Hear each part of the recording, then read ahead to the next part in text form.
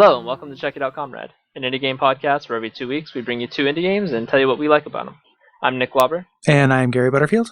And this week we're doing Super House of Dead Ninjas and Battleblock Theater. Mm-hmm.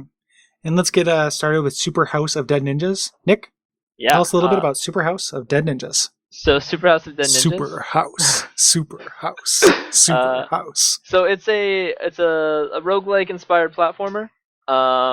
It was released by Adult Swim Games. It started out as a Flash game on their website, and then they came out with a Steam edition that had more of everything, essentially.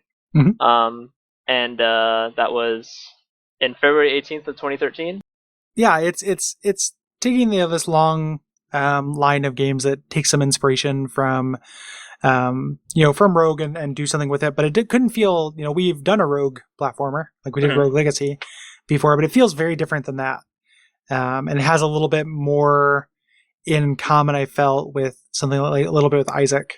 Yeah. In that, like, you're doing esoteric things to unlock, weapons and stuff. So like in Isaac, you kill 20 of this thing and it unlocks this item that you have a chance of getting. In Super House of Dead Ninjas, you do this thing 20 times and you unlock this weapon you can choose at any time. Right. So it's kind of a little bit of a mix between Rogue Legacy and Isaac. Yeah, it fits a neat middle ground. And instead of, it's obviously very Castlevania inspired, but it takes a more like speedrunny, do everything fast, and it's super linear compared to Rogue Legacy's much more closer, exploration based. Yeah, much closer to Castlevania's exploration in that game. Your kind of field of play is not it's not room based. Like, you're always moving, so you're never in the same place for too long. Yeah. Because you move really quickly in kind of all sense of the word. Like, you dash very quickly. You have a very, like, satisfying double jump. You can wall jump. You're very, like, mechanically, like, pleasing. Yeah, you're agile to all hell. Yeah. Which is part of it, it wants you to feel like a ninja. And you have, like, every game now, like, narrators are the new crafting, like, system for indie games. You have a narrator commenting on what you do, not constantly, but from time to time. And when you do specifically, yeah, that's true. And I guess that's as old as, like, Mortal Kombat and stuff. Right, exactly. He's just giving you a little bit of toasty every now and then. Yeah, he's telling you when you do a combo breaker. When you do a kind of a narrow miss or something like that, like, he'll compliment you. Yeah. And on your ninja skills. Or make fun of you when you die. Yep. Yeah.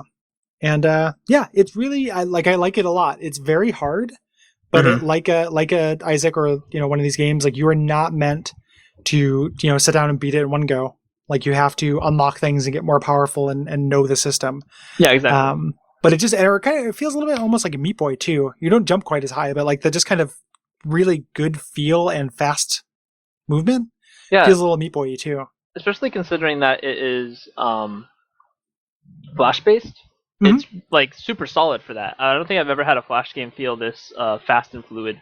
In its movement and frame rate.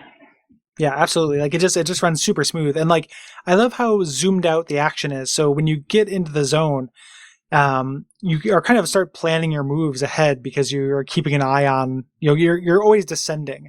Yeah, you're always moving down. And that's the fastest way to move. Like, there are lots of areas that you can just fall. Yeah.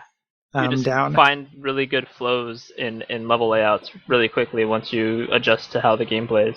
And the game encourages that too. So if you kill enough enemies without getting hit yourself, you go into rage mode and you become invincible and do more damage. And you can keep that going just by continuing the streak. So it's got a little bit of that kind of like scoring mechanic of keeping this rage mode going, but it just makes you move faster and feel more fluid. And it feels so good. Yeah. They just streamline through a huge chunk of the level. Yep. Chopping everyone's heads off in your wake. Yeah. I watched, before we started recording, I watched a speed run, and it was 5 minutes for the whole game. Awesome. Which is crazy, and it's just very impressive to watch, because he's obviously got a lot of high-level stuff unlocked, but it is just, poetry. Like, he just literally just cuts a swath through the thing, and like, it just looks super, super badass. That's awesome. I wish I had thought of that. Yeah, it's very cool.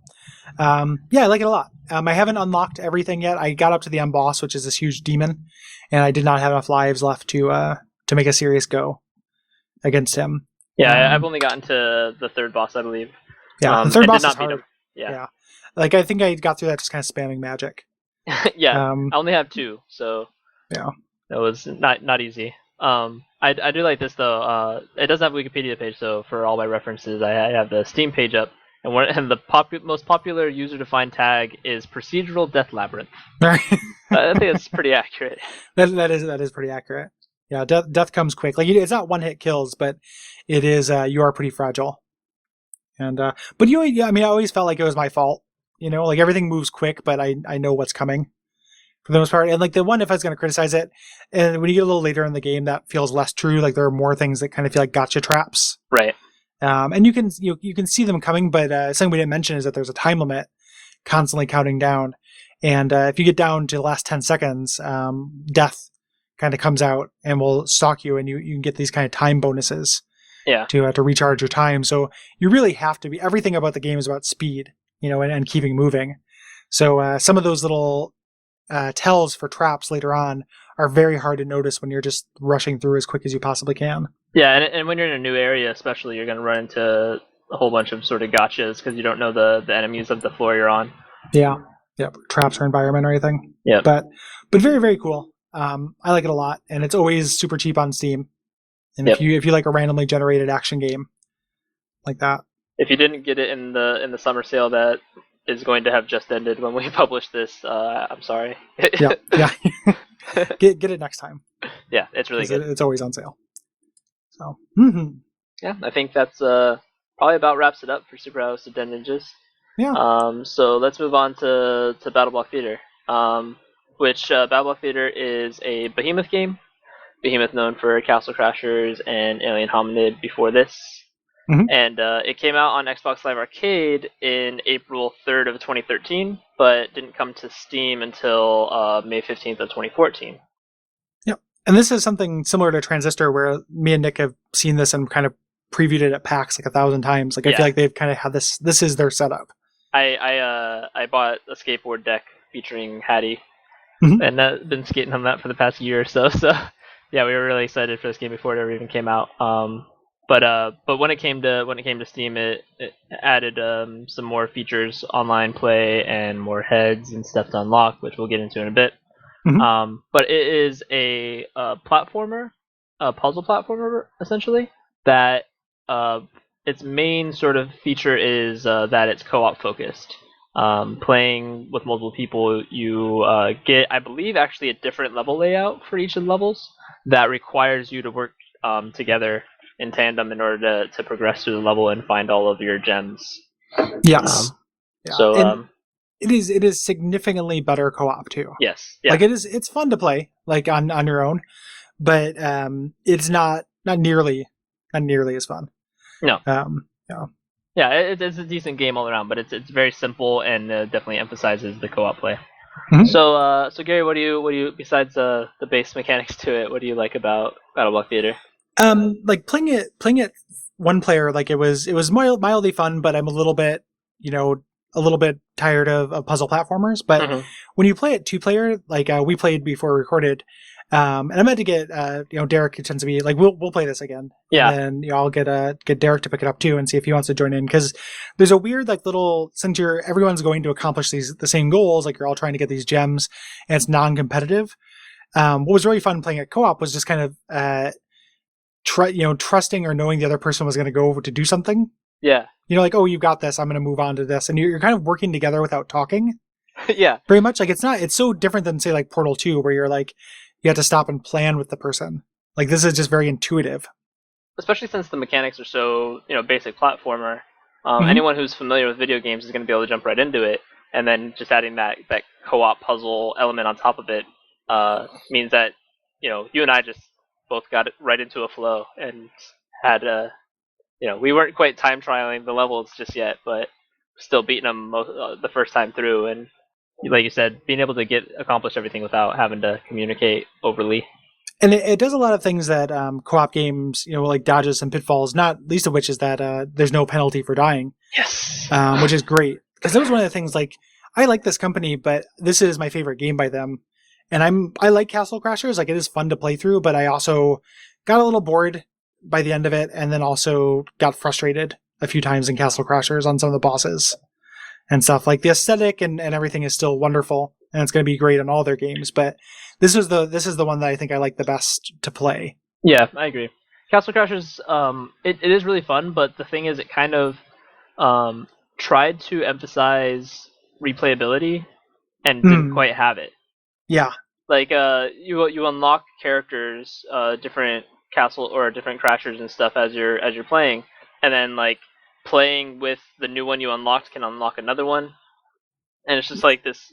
They try to do this iterative thing on top of it, but I enjoyed it my first couple times playing it. I didn't enjoy it enough to like try and unlock everything. Yeah. This one, all the fun unlockables to get more of Paladin's art, which is fucking always amazing. Mhm. It's just by playing the game and heading to the shop, you can buy yourself new decorative heads and more weapons and stuff. So And you can stay as the same character. Like you don't have an experience system, yeah, that's based on it. So you don't have to worry about that. Like I remember being at certain parts in Castle Crashers, like being tempted to grind to afford weapons and stuff. And yeah, that's not what you want, no, from anything really. You know what this game is a little bit like? Did you ever play on Xbox Live? Did you ever play Rascals? no, I didn't. Rascals is a little bit like this. Is it? There's a little bit more of an emphasis on like I think you in generally in Rascals you're racing, but it has this very similar aesthetics and kind of similar mechanics, and you're always kind of racing, like you are racing another person Oh, okay. through levels like this. But that's what this kind of reminds me of. I was like racking my brain for what the name of that game was. I just looked it up on Wikipedia, and then that is the game. But if you take a look at that, like it looks a little bit like this and plays a little bit like this. It's not quite as puzzly, but It was reminding me of which this also isn't as puzzly, but it was reminding me of the NES Chippendales game, or yeah, yeah, Chippendale Rescue Rangers, because you can like mess each other up and accidentally throw each other into pits and stuff too. yeah. So that's But always again, fun. that lack of penalty for death makes it So good. not infuriating, Exactly. which We is just laugh wonderful. laugh at each other, which is Yeah, it's just funny, hilarious. and things happen accidentally because everyone's trying to do. Like I can only imagine that gets more so in 4 player. Where I don't. everyone's I think trying to this do something. is this 4 player? It is, huh? Yeah, Yeah, four it's one to player. four players. Yeah, Yeah, that must be hectic as all hell. yeah. That it might get like too hectic. Like Maybe. it might be you can't actually accomplish your goals, especially like instead of boss fights, this game has time trial levels that are pretty hard. Yeah. Maybe not just to get to the end, but if you're trying to get all the gems, Which of course we are. yeah, because why Yeah. not? And you use the gems to unlock things for your guys. Yeah. I want more So hats. yeah, More heads. yeah. It's cute as a button. Like Yep. it's super super cute. And It's got the a narrator who voiced by Stamper. I know he's known for something else, but I can't remember what it is. But he's just like goofball narrating everything.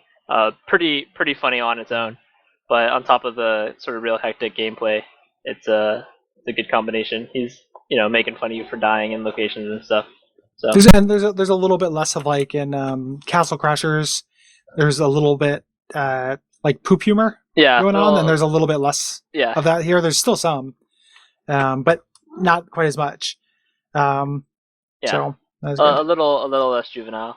Yeah, I'm looking at his IMDb thing right now, and it looks like it's mostly it's mostly this company's games that he's I want to done. say he's like, oh, dang, I want to say it's like some YouTube video or something that he's famous for. But Yeah, he does have a YouTube channel and YouTube series. yeah, that's So probably what I'm thinking of. yeah. So but yeah, and I love every game that has this kind of that feature should have this where you can actually not only turn off the narration but choose the degree that you want it. Yeah. So if you're getting annoyed by it, because he does run out of things to say, it's not Bastion. Right. So you can just have him just peep up every once in a while, or I think there's 4 different levels of articulation for that, Nice. which is really impressive. Like I want a 75% of the narrator, and you're a person you're playing with wants 50%. Just a little bit less. Yeah, it's great. Yeah, so there is sort of a story to this that Gary and I, having only beat the first 3 worlds, haven't completely picked up on. Mhm. But essentially, you at the start you get the sort of intro video. You are on a ship with a bunch of friends, all of which have different heads, of course, and a storm strikes. Your best friend is this guy named Hattie, who is just a guy with a square head. He doesn't actually have a hat. But then you arrive on this island that is one big theater inhabited by these militant cats. Mhm. And they take Hattie and they place this hat upon his head, and he becomes sort of some brainwashed conductor of this theater. of which you and these puzzly death levels are the entertainment. And that's the story. So Yeah. good. And there's a little bit more to it. Like, and one of the things that's a little bit frustrating is like there are some things for how quick this game is. Like, you can skip cinematics, but you can't, like, the end of level scoring thing. There's no way to speed that up. The beginning thing like that, and just covering load times, I imagine. But I really like especially when I was playing alone. It wasn't so much when I was playing it with you, but when I was playing alone, I really want to just jam through that, right, and get to the next level, and you can't quite. So there's a little bit of the and the cinematics are a little bit long too. Like, they're cute and I like them, but the game is so kind of play based that I would like the option to kind of shoot through a little quicker. But that's me reaching for things because I think it's really fun. Well, especially since the video comes right after a level where you're rushing through 3 levels in a row, and then you just kind of sit for 5 minutes and watch a video. Yeah, they're long. A little like, weird timing. Lengthy things. Like, they're funny, but also could use some editing. Yeah. You know. Yeah. But big variety too. Variety is a huge part of this game. Like, every level or a set of levels I played so far has introduced some kind of new mechanic, and then you get all these different weapons that all behave in different ways. Mm-hmm. It's a real has that toy box appeal to it that I really appreciate. Yeah, it's pretty neat. I believe there's also some other like game modes that we haven't looked into. Mm-hmm. The main storyline was plenty enough appeal to get the two of us to play together. So there's that, but apparently there's some the 4-player stuff especially is like some mini games that you can play against each other with the base mechanics. So there's probably a lot of fun to be had in those as well. Well, and not least of which to say that there's a level editor. Yeah. So like, that's crazy. And level sharing over Steam Workshop, which is something new they introduced in the Steam. And if you're going to have level editing, you need that. Yes. Like, that level editing on its own is not okay. Like, I don't want to just watch somebody YouTube their own levels. Like, I want to, be able to have and I just don't want to be able to like go to a site and have someone publish them. Like, you need a community aggregator. Yeah, with for that kind voting of thing. and popular downloads and all that. So. Yep. So also, just quickly, a shout out to Behemoth for getting me into their beta program and allowing me to play early, and then also giving me a full copy when it was completed. Which is not why we're reviewing it. Gary bought it, and we had a lot of fun with it. But also, big ups. Yeah, I always appreciate it. Yeah, appreciate that. But also, we're into it. Yep. So yeah, super fun. Like, I'm gonna play this as a really good like sit down co-op, and I imagine it's amazing like couch co-op too. Yeah, no, it like was. Just sit down and. I had a friend over last weekend, and we played through the first couple levels, and she's not as video gamey as I. She likes to play some games, but like she sat down and had no problem with it, and we had a lot of fun. So. Yeah. So, good work. Good game. You should grab it. If you did grab it at the last sale, I apologize. Yeah. But it will be, just wait a little while. It'll be on sale, and it's worth it anyway. There's a lot of meat to it, especially with that promise of downloadable levels. Like, yeah. So. Yeah, it seems to be a lot of content to it, even in the base game. So. Mm-hmm. Cool. All right. No spoiler section. We got everything we need to say in this portion. So. Yeah, there very well could be story things that happen in either of these games, but we didn't get to them. Yeah. So Gary, what's some admin stuff? How can they reach us? Well, you can go to facebook.com/checkitoutcomrade or Duckfeed.tv/comrade. Is that correct? Yep. Yeah. You can find us on Twitter at Comrade Podcast, and you can find us on iTunes where you can rate and review us. But probably most importantly is tell somebody about the show. If you like the show, give them a heads up, put it in a message board or a blog or what have you. That's very appreciated. And if you have suggestions, if you go to our website on Duckfeed.tv, you can send them our way. And we are open to suggestions. Yeah, always open to checking out new games. The indie field is so big and expansive at this point that a lot of gems kind of go undiscovered. So yeah, I guarantee that we're missing things that are worth talking about. Yeah, we're hitting a lot of the big stuff with a little bit of smaller stuff here and there. But if you think there's something we'd really enjoy, send it our way and we'll check it out. And we've kind of thrown this idea kind of back and forth, and Nick, you can cut this out if you don't recall us talking about this. I'm pretty sure that we did.